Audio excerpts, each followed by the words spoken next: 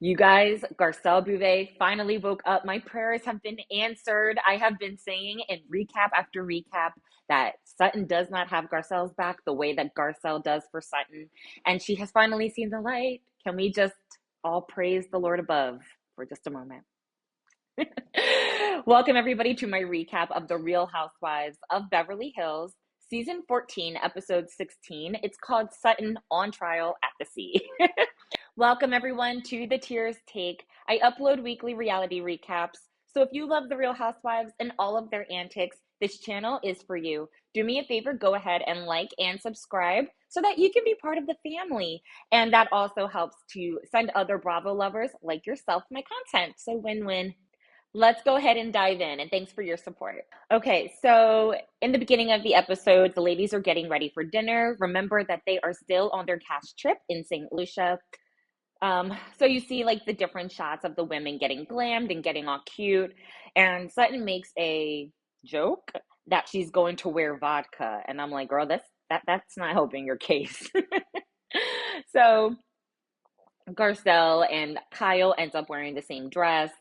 Garcelle tries to say in her confessional that, yeah, I called her style hideous in the past, and she finally caught up. And I said, well, if she's caught up to you, she still has a far way to go. So, not too much on bashing Kyle's fashion because Miss Bouvet, you need some help yourself. So the ladies are talking about taking some thirst traps, and I'm here for that. And it comes on the topic that Dorit doesn't walk around naked in front of her husband. I'm like, girl, that's why he left. What did you pay for those boobies for if you don't show them? I'm confused.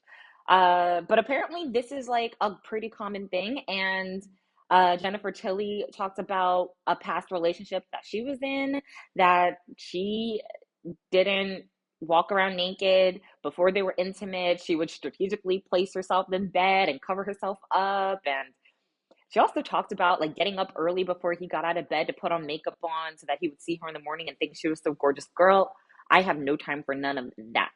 But if you like it, cool. But that's an interesting way to live, which clearly didn't work out for her. She said she's more comfortable with her husband or her boyfriend now. So maybe it just has a level of feeling safe and comfortable. But yeah, that was an interesting thing. So while they're at dinner, Dorit addresses Sutton, and she says that Sutton's been really mean-spirited to her, and over the past few months, instead of just talking through problems and having a conversation, she just goes even lower. And Erika chimes in. Sutton gets naturally defensive when two people are kind of, you know, telling you about yourself. Dorit says, stop playing victim, and that, she takes accountability. And Garcelle had a confessional that I agreed with. She was like, Dorit took accountability for like 2 minutes. You're not the accountability guru. Okay, so just a side note. Speaking of accountability, I just saw that Teddy Mellencamp said on her podcast that Dorit hasn't reached out to her in all of her, since the news broke that she had tumors in her brain, and I think she had some other issues going on, and that's crazy to me. It's not crazy to me that they're not real friends, but even just off the strength of being a former alliance and past coworkers, a quick text could have just been like, hey, at the end of the day, we're talking about a mother who's battling a really scary, bad illness. And so a quick, like, I'm thinking of you, I hope all goes well, takes 2 seconds to do. So, Dorit, you're really trifling for that. And, we all have thoughts about Teddy, but I think we can all agree that we want her to be healthy. We want her to be strong for her kids. And that's really, I want to see her explain why she didn't reach out to Teddy. So anyway, so Dorit's like, oh, I take accountability. Garcelle says in her confessional, girl, no, you don't. And then Sutton does apologize for what she said at the Caviar Caspia. She, tries to apologize, and Dorit keeps talking like she's not sitting with it. And even if you don't accept it, just say you don't accept it. Like there's a way to say, okay, thank you. I accept it and let's move on. And then there's a way to say, you know what, I don't think you're genuine. Thanks for saying what you said. I I'm not going to receive that right now, and then move on. But Dorit keeps talking and drilling it in and repeating herself. And finally, Bose and Garcelle jump in and they're like, hey, she's trying to apologize. Like, take it or don't. And then finally, Dorit accepts the apology.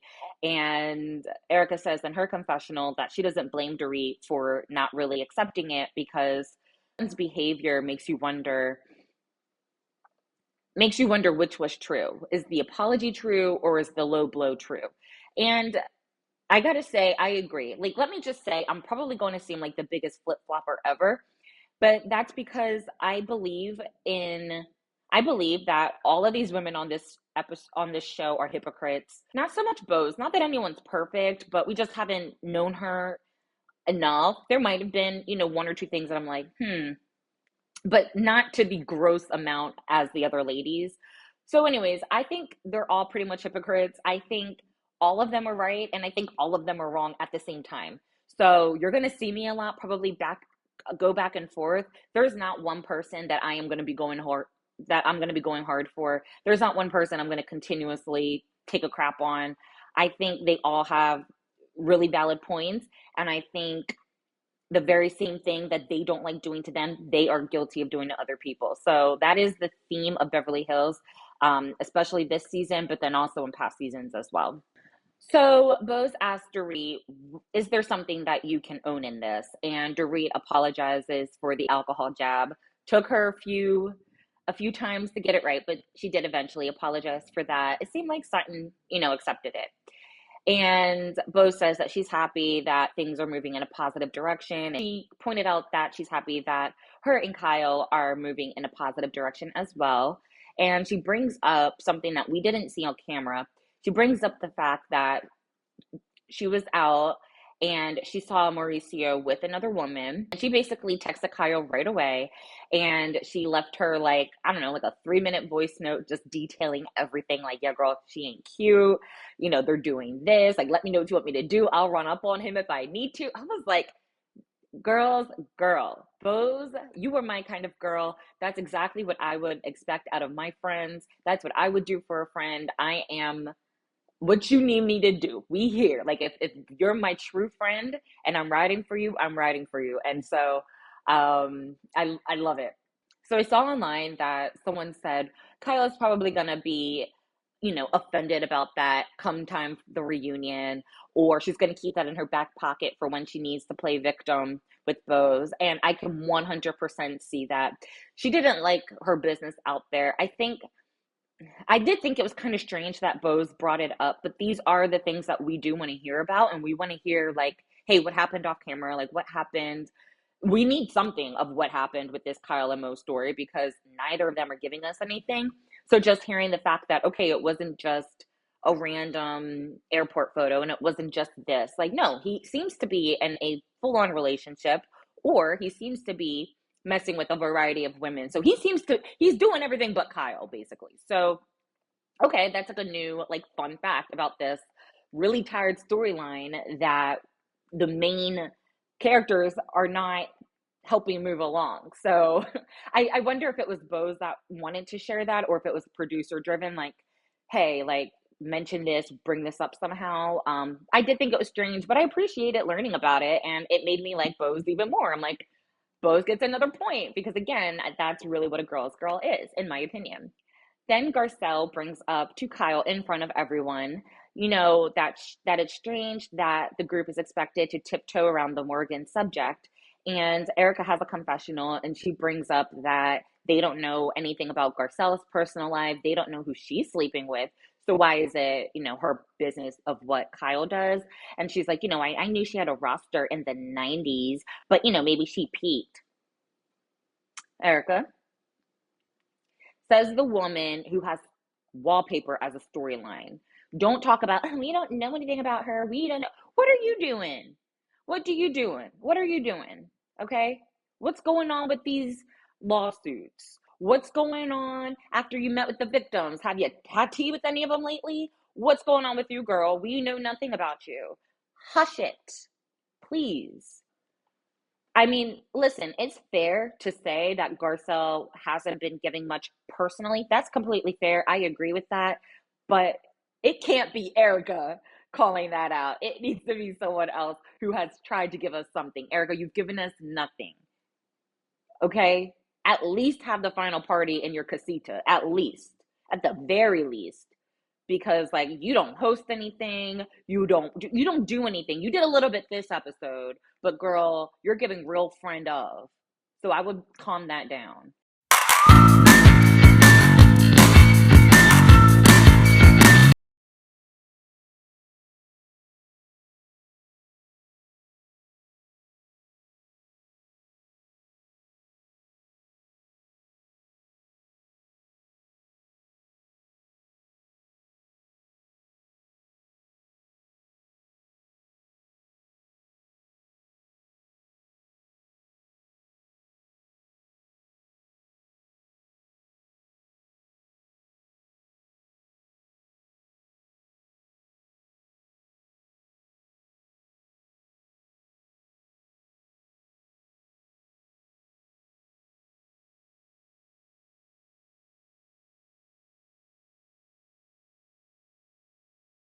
So basically Garcelle points out, all of the paparazzi shots, and Kyle's like, well, I can't help that. And Jennifer, Tilly, Dory, and Garcelle all clock her in the confessionals. Like, there's ways to get around it. You're from LA. You know where the paparazzi are. You know where not to go.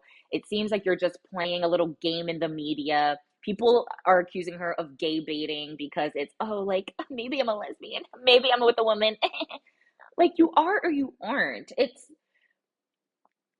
Who cares? It's 2025 right now. Like, as long as you were honest with your girls before this went public, I think that's the only kind of like proper way to go about this.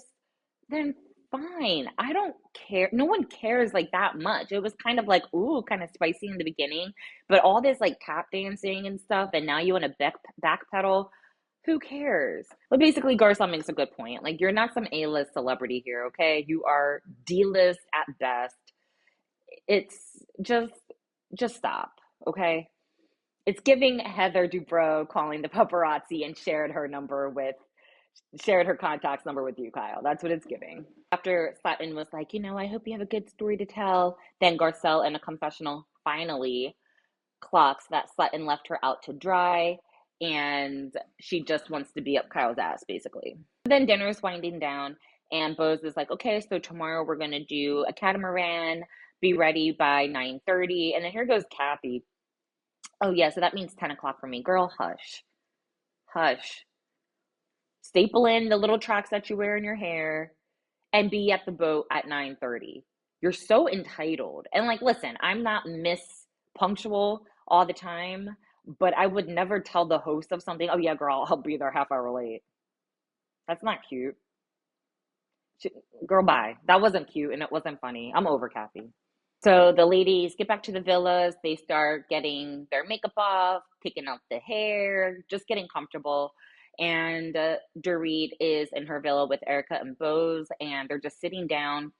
And Dorit brings up that Sutton, she basically just brings up Sutton, like, can't believe this happened at dinner. And Bose actually backs Sutton and actually checked Dorit. So this was another point for Bose, in my opinion, because she's not blindly following Dorit. She's starting to, I think she has made her assessment. As she's making assessments, she's more comfortable with speaking up. And she's basically telling her, like, yo, like, Sutton apologized. You railroaded over her. And in a confessional, she clocked that Dorit has a problem giving apologies and receiving them, apparently.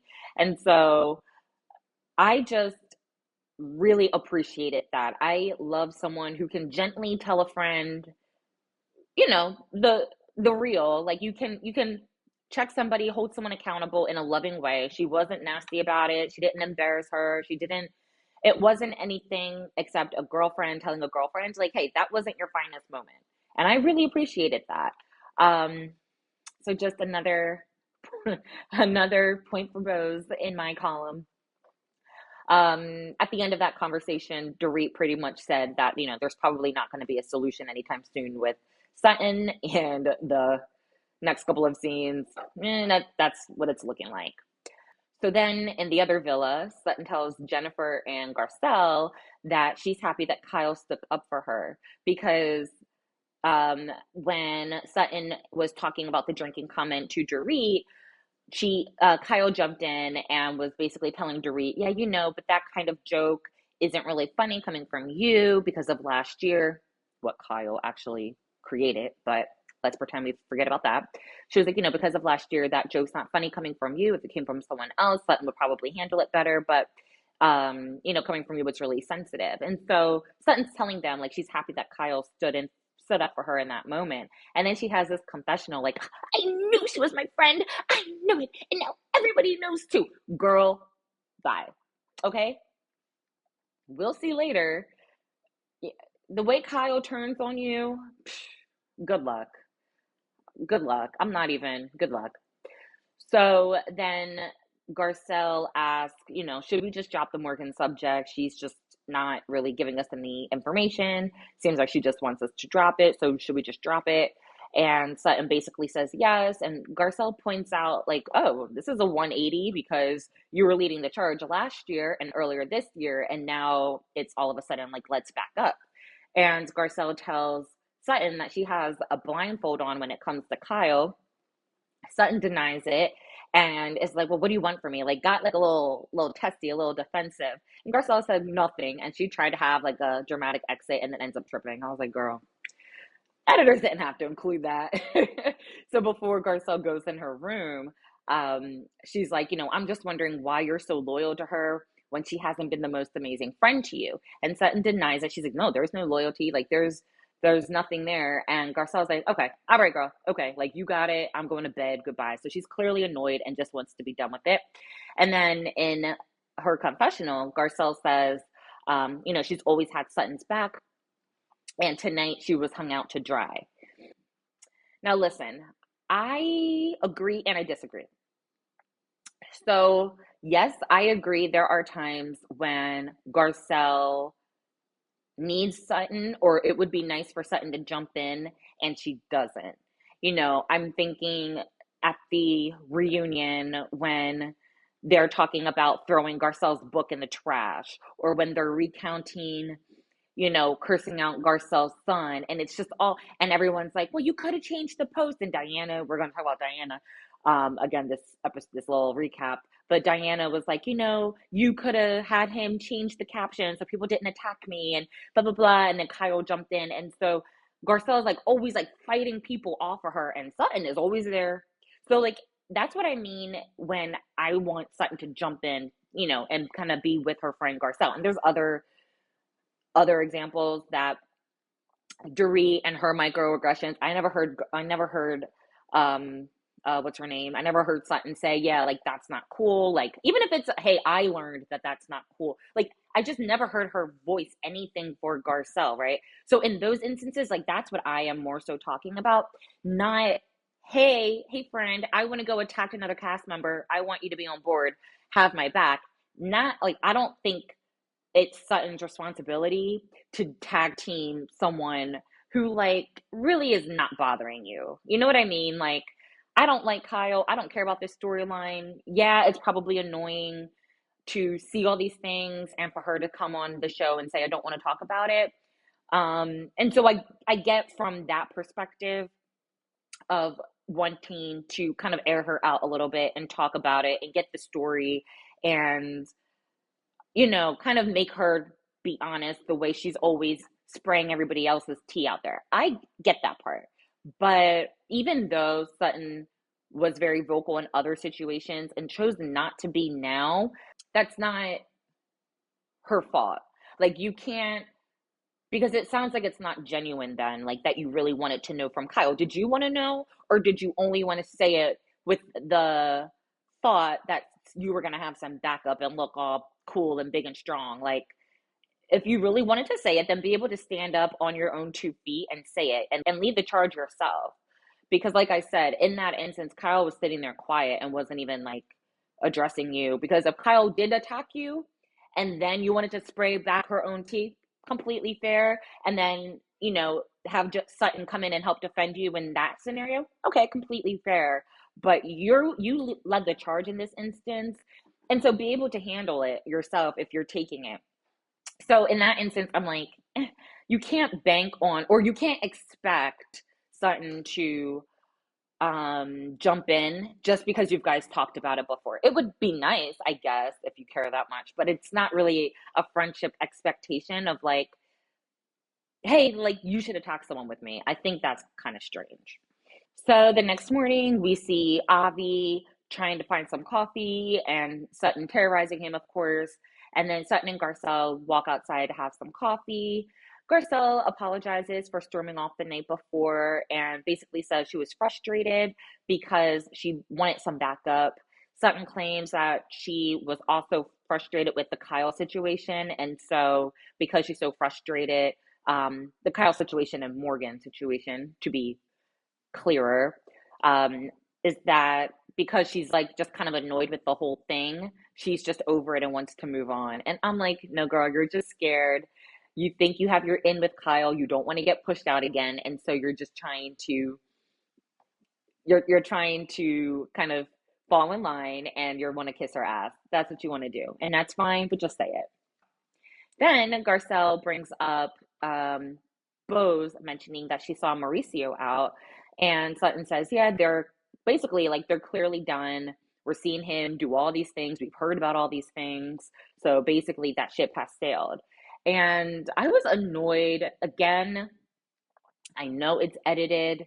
I hope they had a very well rounded, like, interesting conversation outside of that because I'm just like, I am so over these two. And it's mainly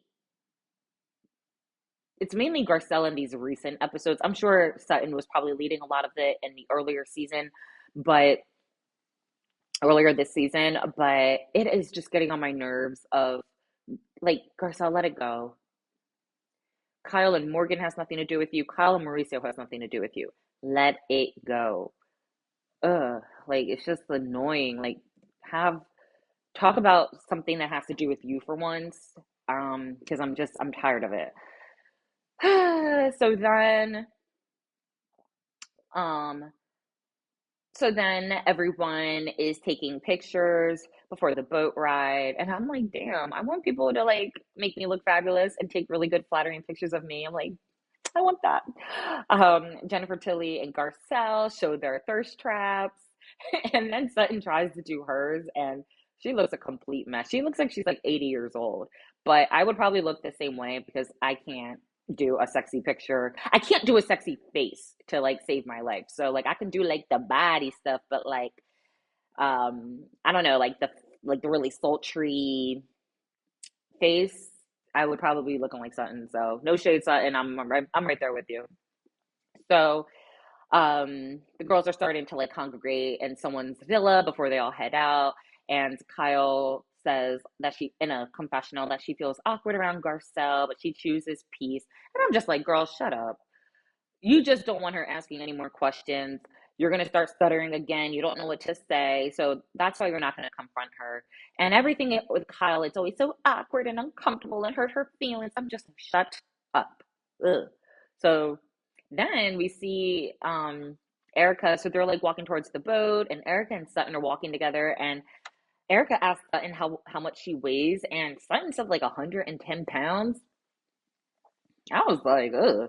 I weighed that in probably like sixth grade, but go off, I guess. If you're healthy and strong, who am I to say anything? But I was like, damn, you are a little bitty old thing.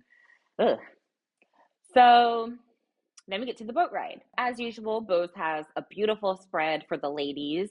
Kathy thinks Jennifer Tilly is the help because it's, oh, can you hand me this? Can you do this? Is there salad dressing? Can you help me with that? Oh, is that chicken? I don't like that. Oh, can you hand me this? Girl, enough. I am so sick of Kathy. I'm sick of her. The producer asked Jennifer in a confessional, like, does Kathy Hilton think you're the help? And she was like, I don't think she even knows who I am. So that just lends itself to show that Kathy and maybe some of the other girls didn't really make an effort to, invite her in or include her more or get to know her. And that's gotta suck. I mean, Jennifer talked about it in the last episode, how it's kind of very clicky and hard to penetrate. So, that kind of tracks with what she said last episode. But, I don't mind grabbing something like one or two things if I'm near it. But if I'm trying to enjoy my vacation, I would have checked her. That third, fourth thing that you're asking me for, girl, there's staff here and you also have two legs. No. So then Sutton made a joke that, oh, we're starting to see a hierarchy and Kathy Hilton's at the top. And she's smiling, so she could probably say she was joking. She's not joking. She is scared of Kathy, and then right under Kathy is Kyle.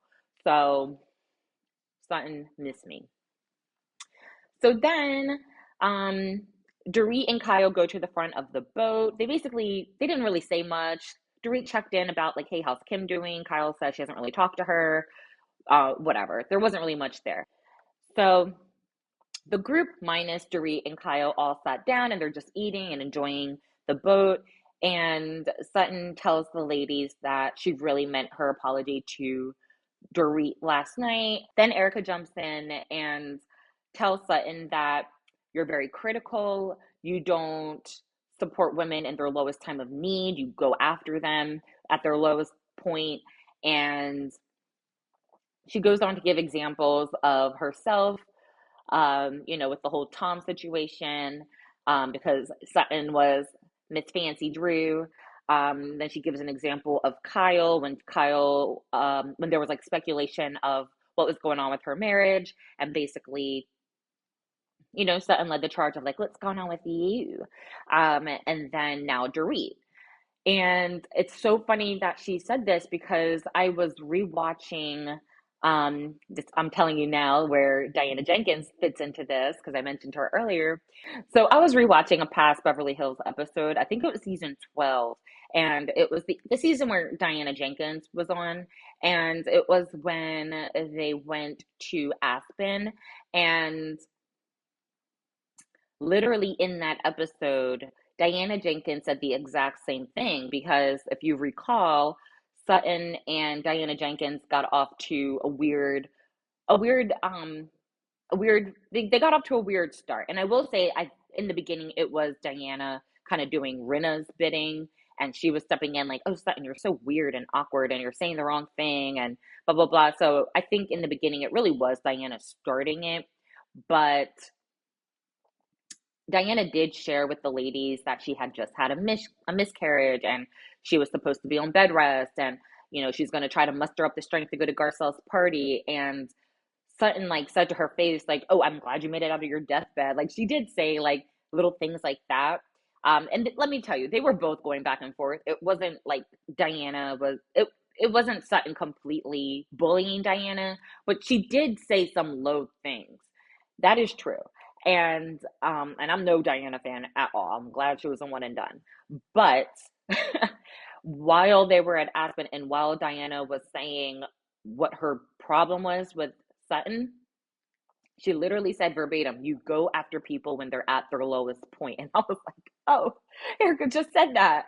So it was interesting. And I was like, it's kind of true. So like I agree with those things that Erika laid out, and even tacking along that one situation with Diana, I'm like, that's kind of true. But then in the after show, Sutton mentioned about Erika. She was like, okay, and what did you do when the victims of Tom's crimes were at their lowest points? Like, did you have compassion? Did you? And I was like, God damn. So I'm like, again, these ladies are hypocrites. And we saw on camera Erika asking a therapist, like, so empathy, so where do I get that? Empathy, can you EMP? Okay, what is that? Where can I buy that? Like, she claimed she didn't know what empathy was. We've seen Erika do some disgusting things on this show and say some disgusting things. And so, like I said, I see both sides. Erika citing those examples all made sense. Sutton, what she said in the after show made sense. I'm like, let's just call it a draw, ladies. Like, you're all terrible. So, anyway, um, Erika said in a confessional that she's had enough of Sutton's fake sisterhood and, basically that her apology was fake. And Sutton in the scene to Erika, basically says that was a strong statement.